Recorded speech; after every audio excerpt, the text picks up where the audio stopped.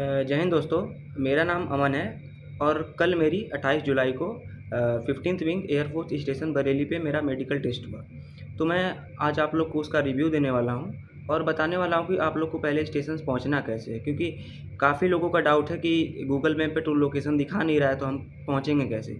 तो मैं आज वो क्लियर करूँगा और सारे टेस्ट के बारे में बताऊँगा कि सारे टेस्ट कैसे होते हैं और कौन सी चीज़ों का ध्यान रखना है और कौन सी चीज़ें वहाँ पे हमें नहीं करनी है, जिससे हमारा टेस्ट ख़राब हो सकता है। तो चलिए वीडियो को शुरू करते हैं। तो सबसे पहले बात करते हैं कि हम 15th विंग एयरफोर्स बरेली पहुँचेंगे कैसे। तो यहाँ पे आने के लिए या तो आप बरेली जंक्शन पे उतरेंगे, या तो कैंट उतरेंगे, या तो बस स्टैंड पे उतरेंगे। फिर वहाँ से आप ऑटो लेंगे नैनीताल गेट के लिए। नैनीताल गेट से जो एयरफोर्स स्टेशन बरेली है वो मात्र 100-200 मीटर की दूरी पे है। तो आप नैनीताल गेट आ जाते हैं तो वहाँ से आप आसानी से स्टेशन पे पहुँच जाएंगे। अगर कोई ऑटो रिक्शा नैनीताल गेट नहीं जानता है तो आप उसको बोलिए कि इज्जत नगर के आगे नैनीताल गेट है, वहाँ पहुँचा दीजिए, तो वो समझ जाएगा और वो आपको पहुँचा देगा। फिर आप नैनीताल गेट उतर जाएंगे, वहाँ किसी से पूछ देंगे कि एयरफोर्स स्टेशन कहाँ है, वो आपको बता देगा। वहाँ से 100 मीटर की दूरी पे आप आराम से वॉकिंग डिस्टेंस पे आप चले जाएंगे। तो 15th विंग एयरफोर्स स्टेशन पहुँचने के बाद 6:30 पे आप सभी लोगों की अटेंडेंस होगी। एक एयरफोर्स का स्टाफ आएगा, आप लोगों की अटेंडेंस लेगा। उसके बाद आप लोगों के सारे मोबाइल इक्विपमेंट्स और स्मार्ट वॉचेज़ जमा हो जाएँगी और लॉकर में जमा हो जाएँगी। वो आप लोगों के जब आप लोगों का सारा टेस्ट ख़त्म हो जाएगा, आप वापस आएँगे तभी मिलेंगी। उसके बाद आप लोगों को बस में बिठाया जाएगा और मेडिकल सेंटर ले जाया जाएगा। मेडिकल सेंटर पहुँचने के बाद आप सभी लोगों को वेटिंग एरिया में ले जाया जाएगा, जहाँ कि आप लोग को बोला जाएगा कि आप सभी लोग अपने कपड़े उतार दें और सिर्फ शॉर्ट्स पे हो जाएँ और एक पेन ले लें। कपड़े चेंज करने के बाद आप सभी लोगों को चेस्ट नंबर अलॉट होंगे, जो आप लोग को पहले से ही जहाँ पे आप लोग का फिजिकल फिटनेस टेस्ट हुआ होगा वहाँ पे आप लोग को चेस्ट नंबर बताया गया होगा। तो वो चेस्ट नंबर आपको यहाँ पे चेस्ट पे लिखा जाएगा और उसके बाद आप लोगों को एक हॉल में ले जाएगा जहाँ की सारे टेस्ट कंडक्ट होंगे। तो हॉल में ले जाने के बाद सबसे पहले आप लोगों का फॉर्म फिलिंग होगा। आप लोगों को फॉर्म दिए जाएंगे जिसको आपको फिल करके जमा करना होगा। तो फॉर्म भरने के बाद जो सबसे पहला टेस्ट होगा आपका, वो ब्लड का होगा। आप लोगों से ब्लड के सैंपल्स लिए जाएँगे। ब्लड का टेस्ट जो होगा वो 2 बार होगा, एक बार बिना खाए और एक बार खाने के बाद। तो बिना खाए वाला जो टेस्ट देना है, उसमें आप लोगों से सैंपल लिए जाएँगे और इस बात का ध्यान रखना है कि आप जो पिछली रात का डिनर किए हों, वो 8 या 10 घंटे से पहले किए हों। क्योंकि कई बार होता है कि आप कुछ मीठा खा लेते हैं या फिर कुछ ऐसा खा लेते हैं जिससे ब्लड की रिपोर्ट होती है, उसमें कुछ दिक्कतें आ जाती हैं। तो इससे बचने के लिए आप 8 से 10 घंटा पहले आप अपना डिनर फिनिश कर लिए हों, ये जिससे आपकी रिपोर्ट नॉर्मल हो।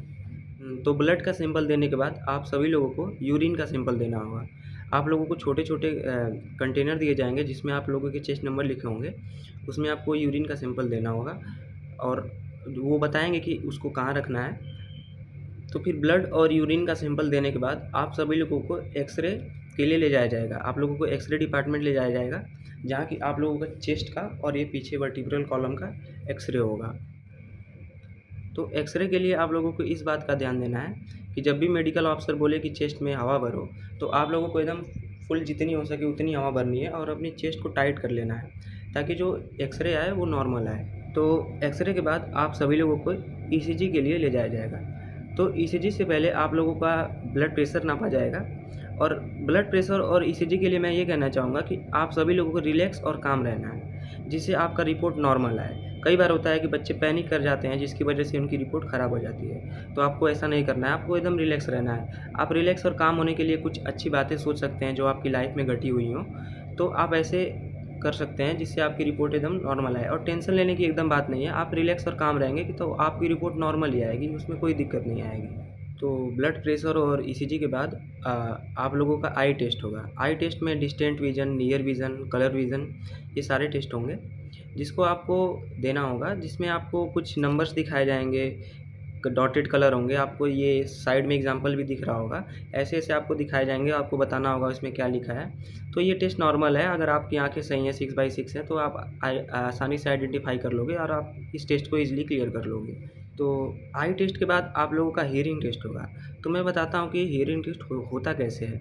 बेसिकली उसमें क्या होता है कि कोई एक कैंडिडेट होता है जो यहाँ पे एक पेज ऐसे रख के, ऐसे एक पेज रखा होता है और उसपे ऐसे-ऐसे पेन घुमाता है, जिससे कि एक डिस्ट्रैक्शन पैदा होता है। और जो पीछे मेडिकल ऑफ़िसर बैठे होते हैं, वो कुछ वर्ड बोलते हैं, जैसे दिसंबर, 63, तो ऐसे-ऐसे वर्ड बोले जाते हैं जिसमें कि आप लोगों को उसको सुनना होता है और आपको बताना होता है कि वो वर्ड क्या बोले हैं। तो ऐसे आपका हियरिंग टेस्ट होगा। मेरे हियरिंग टेस्ट में कुछ वर्ड्स थे जैसे दिसंबर, 63, 46, लहंगा, दीवार, ये सब वर्ड्स बोले जा रहे थे जिसको आपको ध्यान से सुनना है और आपको वही वर्ड्स बोलने हैं। इस टेस्ट की आप घर पे भी प्रैक्टिस कर सकते हैं। आपका कोई रिलेटिव भाई-बहन हो, उससे आप बोल सकते हैं कि एक यहाँ पे पेज रखो और उस पे ऐसे-ऐसे पेन घुमाओ और किसी दूसरे से आप बोल सकते हैं कि पीछे से धीरे-धीरे वर्ड बोलो। जैसे कि दिसंबर, जनवरी, ऐसे-ऐसे धीरे-धीरे वर्ड बोलने हैं और आपको वो सुनाई दे रहे हैं कि नहीं, तो ऐसे आप घर पे प्रैक्टिस कर सकते हैं। ये सारे टेस्ट होने के बाद आप सभी लोगों का एक फुल बॉडी टेस्ट होगा, जिसमें आप लोगों को हॉल में सर्कल में खड़ा किया जाएगा और आप लोगों को ऊपर से टॉप टू बॉटम आप लोगों का पूरा चेक किया जाएगा कि आप फिज़िकली फिट हैं या फिर नहीं। जिसमें कि नौकनी हो गया, बोलेक्स हो गया, कैरिंग एंगल हो गया, पीछे की ये वर्टिब्रल कॉलम जो होता है वो किसी-किसी का धँसा होता है, तो वो चेक होता है, चेस्ट चेक होती है, वो सारी चीज़ें चेक होती हैं, पुशअप लगवाए जाते हैं, जिसमें कि आप लोगों की जो फिज़िकल डिसेबिलिटी है उसका पता चलता है। तो ये टेस्ट होते हैं आपके। तो ये फुल बॉडी चेकअप के बाद आप सभी लोगों का प्राइवेट पार्ट चेक किया जाता है, जिसके लिए आप लोगों को रूम में ले जाया जाता है और वहाँ पे आपके प्राइवेट पार्ट चेक होते हैं। मैं एक दूसरा वीडियो बना दूँगा कि क्या-क्या चेक होता है उसमें और कौन-कौन सी चीज़ें की ध्यान रखना है। बाकी वीडियो को कंटिन्यू करते हैं। प्राइवेट पार्ट चेक करने के बाद आप सभी लोग का ईएनटी होगा, जिसमें कि आपका ईयर का टेस्ट होगा, आप लोग का नोज़ होगा, थ्रोट होगा, ये सारे टेस्ट होंगे, जिसमें आप लोगों को ईयर वैक्स जो ईयर है उसको क्लीन करा के जाना है। आप लोगों की नोज़ क्लीन होनी चाहिए और टीथ वगैरह हैं वो सारे एकदम क्लीन होने चाहिए, कोई गंदगी वगैरह नहीं होनी चाहिए जिसकी आपको पॉइंट मिल जाए। ईएनटी के दौरान ही आप लोगों का आई का मूवमेंट का टेस्ट होगा, जिसमें कि जो मेडिकल ऑफ़िसर होगा एक पेन लेगा और वो आपके आगे ऐसे ऊपर-नीचे करेगा, जिसमें आप लोगों को आँख घुमा के इस पेन को देखना है बिना ये सर घुमाए ऐसे-ऐसे। जैसे कि अगर ये पेन यहाँ पे है, तो मैं पेन को यहाँ देख रहा हूँ और इधर जा रही है तो आँख को इधर ले जा रहा हूँ और इधर जा रही है तो आँख को इधर ले जा रहा हूँ बिना मुंडी घुमाए।